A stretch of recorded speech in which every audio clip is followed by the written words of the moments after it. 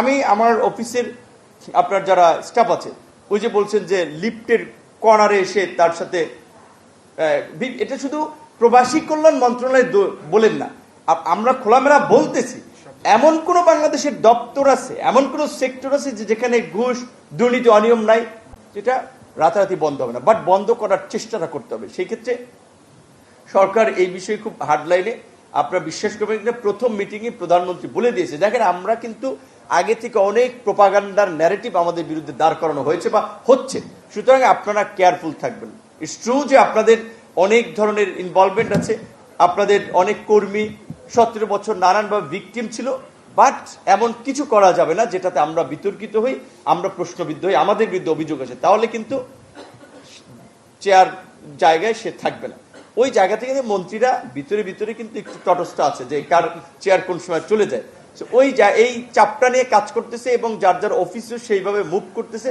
তো আমার মনে হয় অন্তত অনেকখানি পরিবর্তন আমরা করতে পারবো যদি 5 বছর এই সরকার স্মুথলি গভর্নমেন্ট রান করতে পারে, এবং আমার ধারণা করবে 5 বছর না, আমার ধারণা অন্তত এই তারেক রহমানের নেতৃত্বে আগামী 10 ইয়ার্স নির্বাচনের মাধ্যমেই যদি আমরা 5 ইয়ার্স ভালো করি, নেক্সট 5 ইয়ার্স তো এই গভর্নমেন্ট সাপোর্ট পাওয়া সম্ভব। কারণ অল্টারনেটিভ হিসেবে বাংলাদেশে যারা আছে তারা ওই পশ্চিমবঙ্গের পরিস্থিতিকে বুঝতেছেন।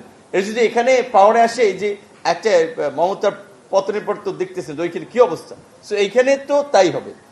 ইদানিং একটা সমস্যা দেখেন, যদিও এটা এটা রিলেটেড না, বাট কিছু কথা বললাম যে এখানে অনগোয়িং ইস্যু, যে বিভিন্ন 5ই আগস্টের পরে ছাত্র রাজনীতি বন্ধের একটা আওয়াজ উঠছিল।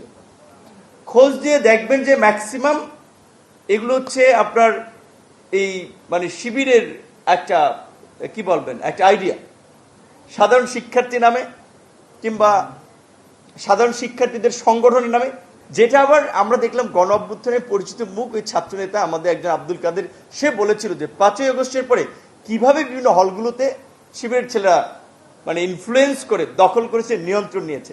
গতকালকে দেখলাম কোন জায়গায় জানি রাতে সেম দাবিতে উঠতেছিল। কারণ যদি রাজনীতিটা প্রকাশ্য ছাত্র রাজনীতি বন্ধ থাকে, তাদের হিডেন রাজনীতি তো চলে, ওইটি আপনি ধরতে পারবেন না। বাংলাদেশে আওয়ামী লীগের এই রকমের পিরিয়ডে আপনি দেখেছেন তাদের মধ্যে থেকে কিভাবে তারা সার্ভাইভ করেছে, এবং আপনার যখন পরিস্থিতি পরিবর্তন হয়েছে খোলস বদলে তারা দাঁড়িয়ে গেছে। সো এই আমাদের একটা স্বচ্ছ রাজনীতির জন্য সচেতন নাগরিক হিসেবে আমাদের বোধহয় এই আমরা গুপ্ত রাজনীতি বলি, হিডেন রাজনীতি বলি, এর বিরুদ্ধে আমাদের একটা অবস্থান থাকা দরকার। আর আজকের যে বিষয় আমাদের আলোচনা ছিল, ইতিমধ্যেই আলোচনা উঠে এসেছে, যেটা আমাদের 2-1 বক্তা বলেছে, স্বাভাবিকভাবেই এদের আলোচনা থেকে আমরা যে আইডিয়াগুলো শুনি সেগুলো আমরা বাস্তবায়ন করার চেষ্টা করি।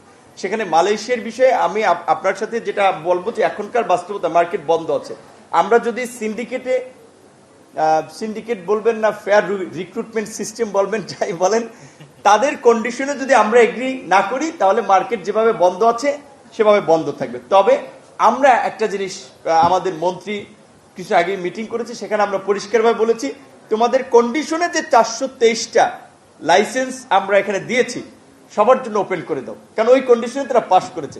এইটা নিয়েই এখনো আমাদের দেন দরবার চলতেছে, জানি না এটাকে কোন পর্যায়ে নিয়ে যেতে পারবে একটা বিষয়।